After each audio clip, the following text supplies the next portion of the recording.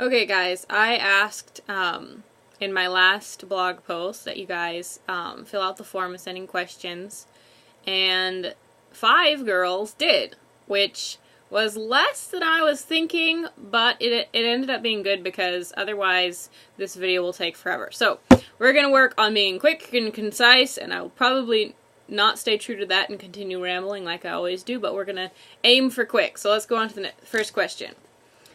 Slow W asks, if you could go and visit anywhere in the world, where would you go and why?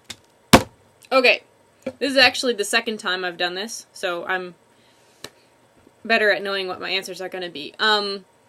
I have 2 answers for you. The first is the British Isles. I would love to go see the British Isles, just the whole thing. England, Scotland, Ireland, and Wales, just all of it. However, I also really want to travel throughout the US and meet all of you guys. So both of those things are tied exactly equally, which tells you how important you are. I mean, I may give up England to visit all of you guys. That's pretty intense. And that is my answer for that one. I don't know how to say your name. I'm sorry. I'm assuming it's short for Hannah. But my sister told me that altogether it's Hannette, like Janet, only Hannette. So I'm gonna call you Hannette. Asks, what is your blogging routine? My blogging routine is pretty boring, actually. I'm sorry to say. Basically, first I think of an idea that would make a interesting blog post. Then I write it down on my long list of blogging ideas for the future. Then, when I get to that idea, eventually, I sit down, usually during the afternoon, and I will write it out. Sometimes it takes more than one day, sometimes just one afternoon, and then I will either schedule it for the next day or publish it promptly. For example, the last post I wrote, which was my birthday post, I realized mid-afternoon that it was my blog's birthday that day and I had completely forgot. So in a sudden panic, I wrote that blog post within like an hour and a half and had it published within like an hour and a half. And so, yeah, the time that it said it was posted was the time I posted it. Usually I schedule my posts for 9 o'clock in the morning. So any posts that you see they go off at 9 o'clock, that is me scheduling it. Otherwise, as the pantster I am, that means I read right by the seat of my pants, I will just write it and post it as is. So that's why some of my posts aren't as brilliant. Abigail McKenna asks, do you have a favorite fairy tale? Yes. You may have heard I released a fairy tale retelling called Sleeping Handsome. That is because it's retelling of my favorite fairy tale, Sleeping Beauty. The reason I like Sleeping Beauty is it's not your run-of-the-mill fairy tale. Well, it kind of is, but it's less common than like Cinderella or Beauty and the Beast or Snow White. It's kind of along this. It's kind of in the same.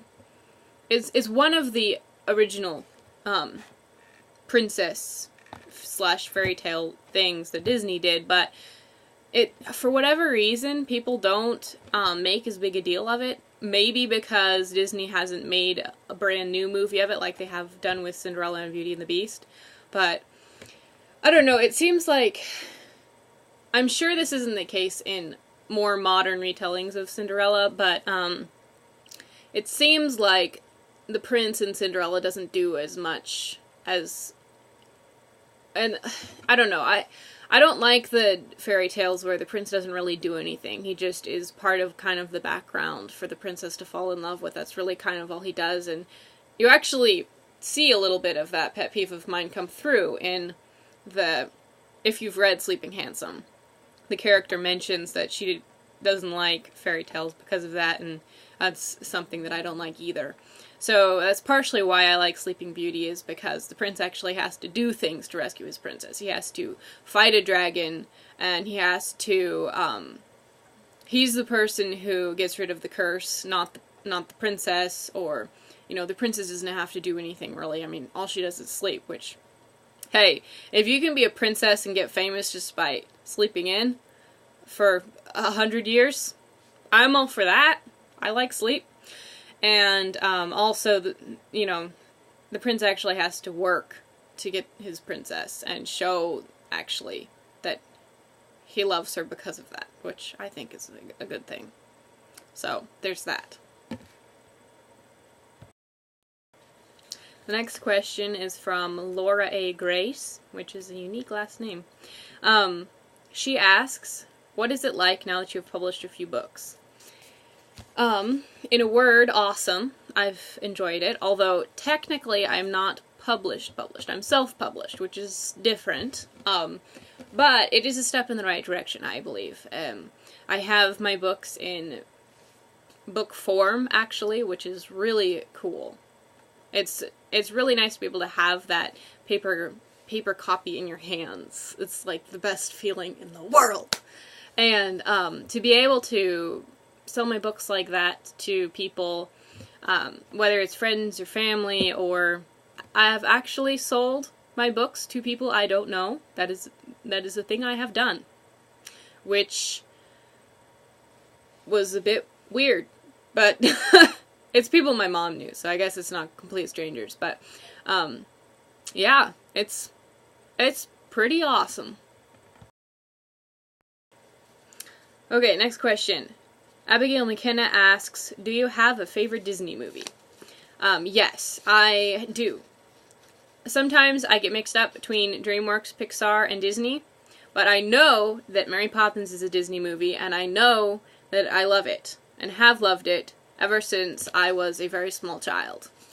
It's one of the movies our family has watched, along with The Jungle Book and Sound of Music, so much that we could probably recite the entire thing from memory. But, yeah. So, I'm gonna go with Mary Poppins. Molly asks, when is The King's Cousin coming out, and can we have more snippets? Well, she said it more excited than that, but I'm gonna stay calm.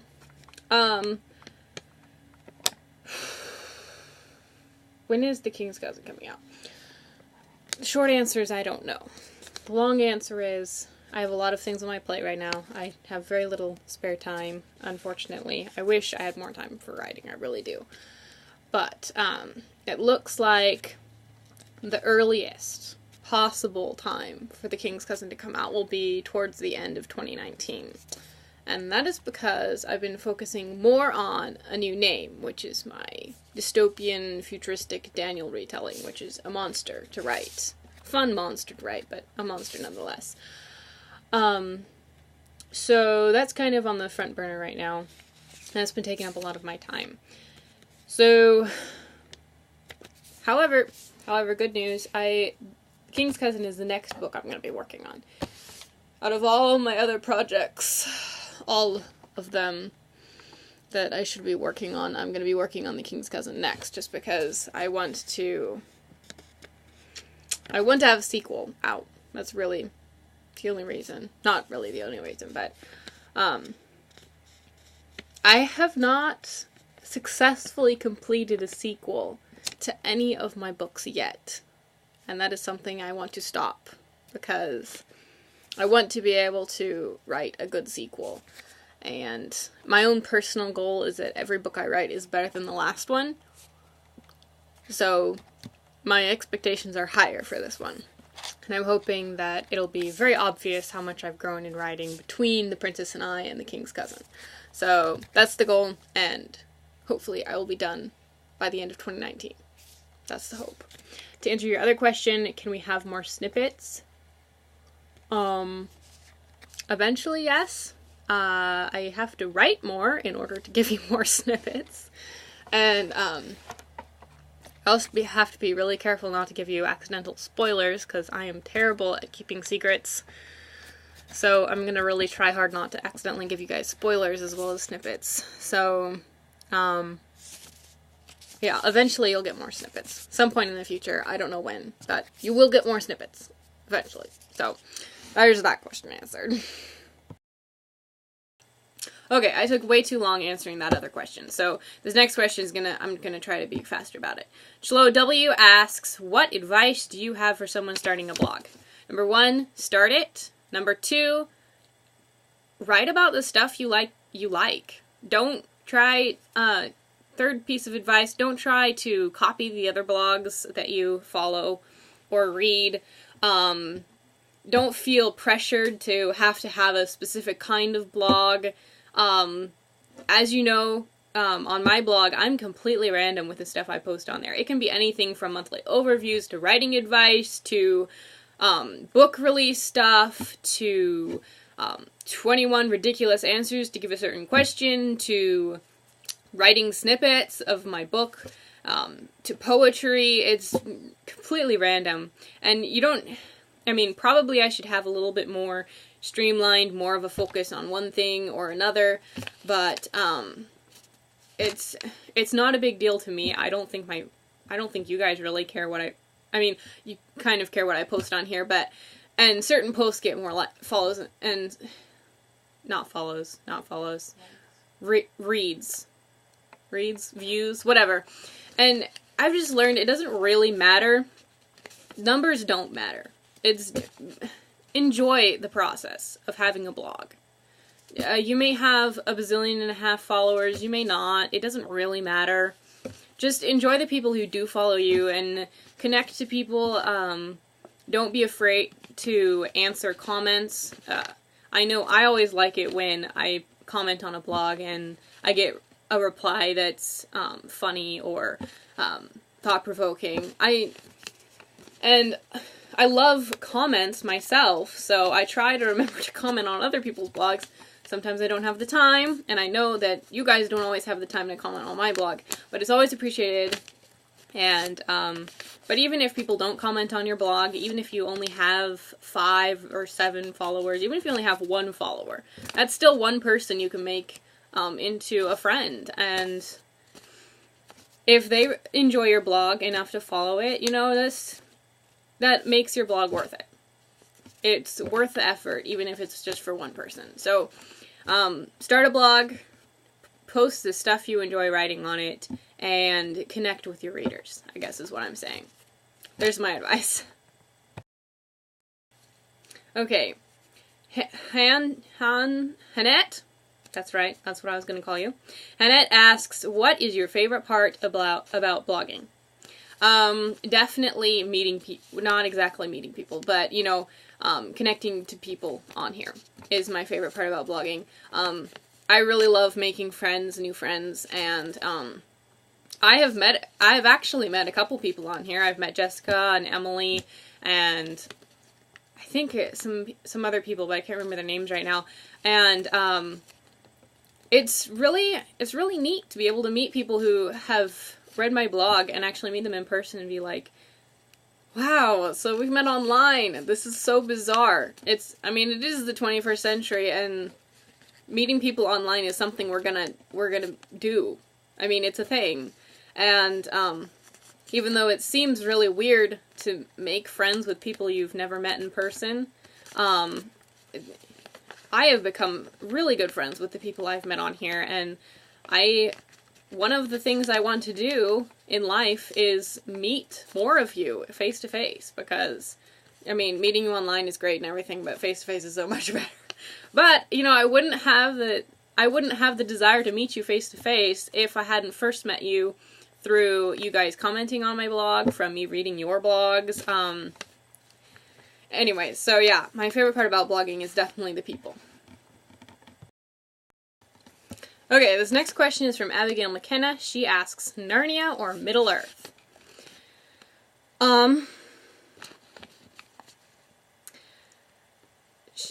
This is hard to answer because you don't specify whether it's like, do I prefer just the whole of Narnia or the whole of Middle-earth, or would I prefer Or is this like, would I prefer to live in Narnia or Middle-earth? Is this like, would I prefer the characters of Narnia or the characters of Middle-earth? But in all of those, I would probably say Narnia because, one, it's kind of the series that first inspired me to start writing.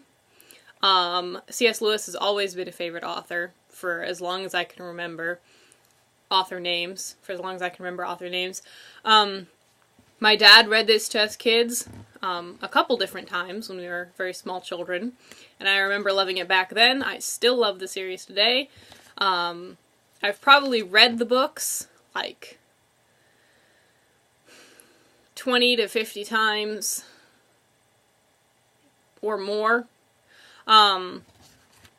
Whereas Middle-earth is a fairly new thing to me. I didn't read I read The Hobbit earlier in my life, but I didn't read Lord of the Rings until I was at least 14. And I enjoyed them, and they're also favorite books of mine, but I wouldn't say they have as much of, they don't have as special a place in my heart as Narnia has always had. So I'm gonna go with Narnia.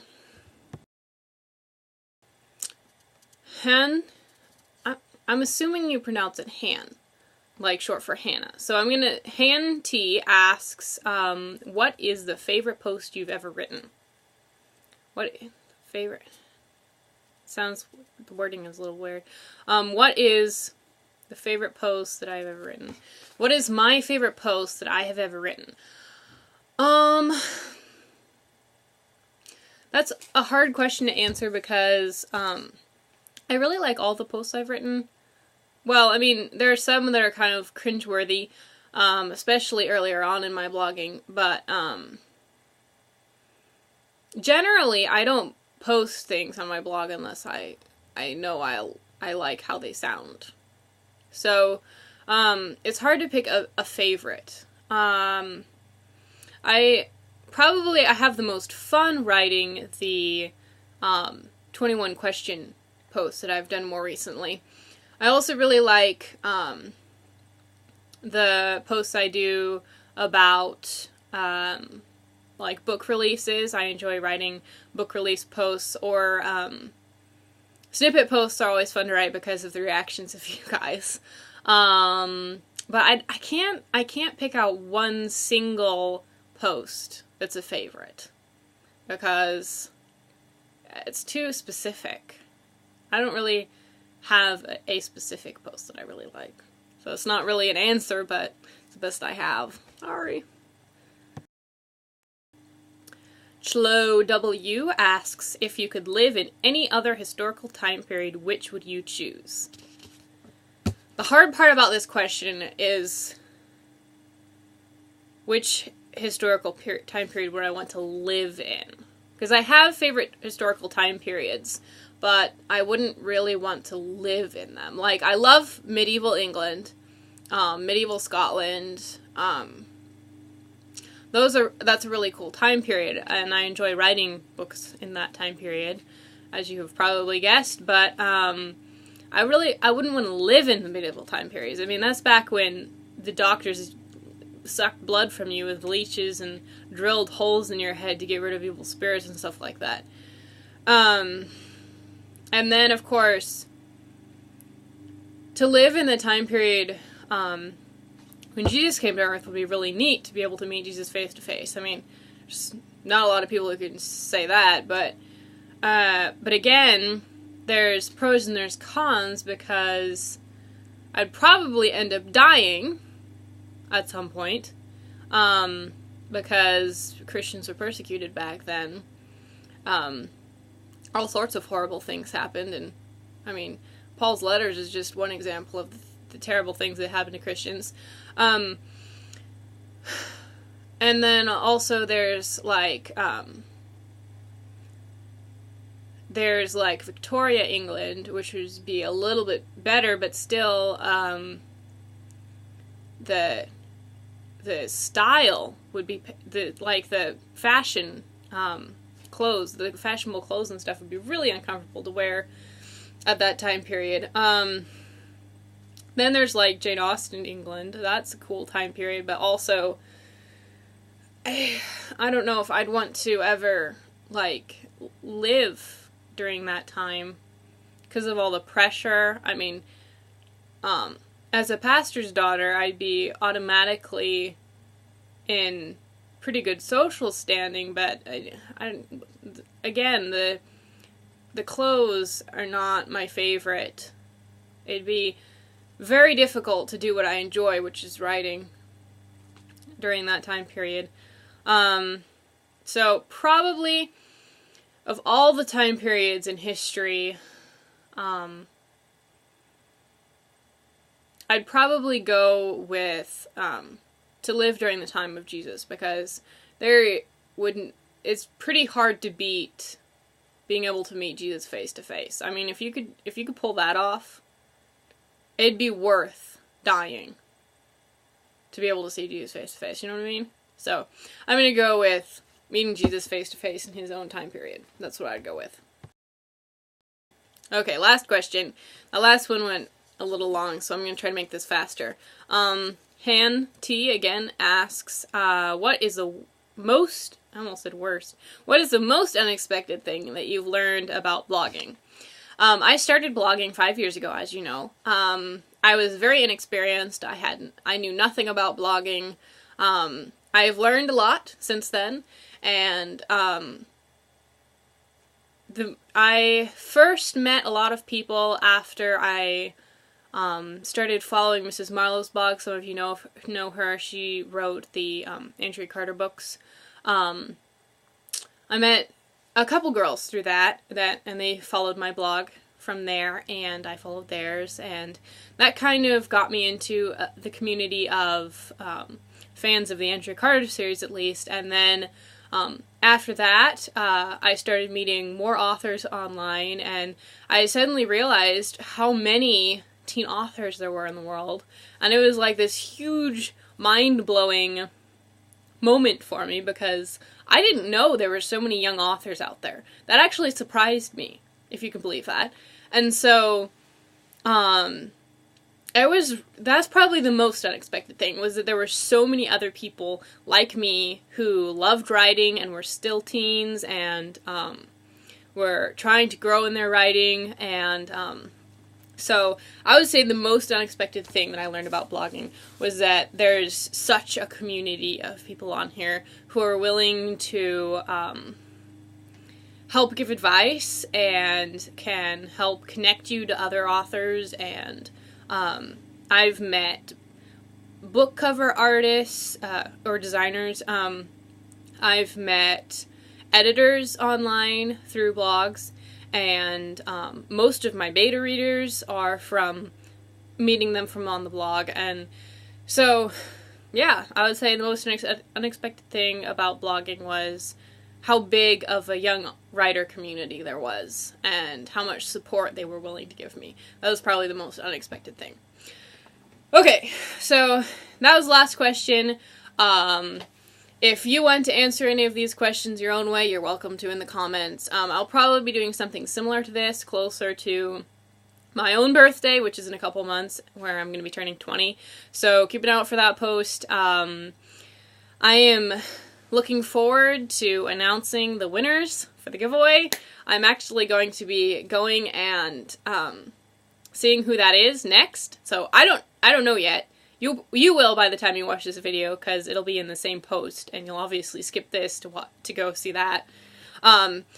But thank you so much to the girls who sent in questions. I had a lot of fun recording this and answering them.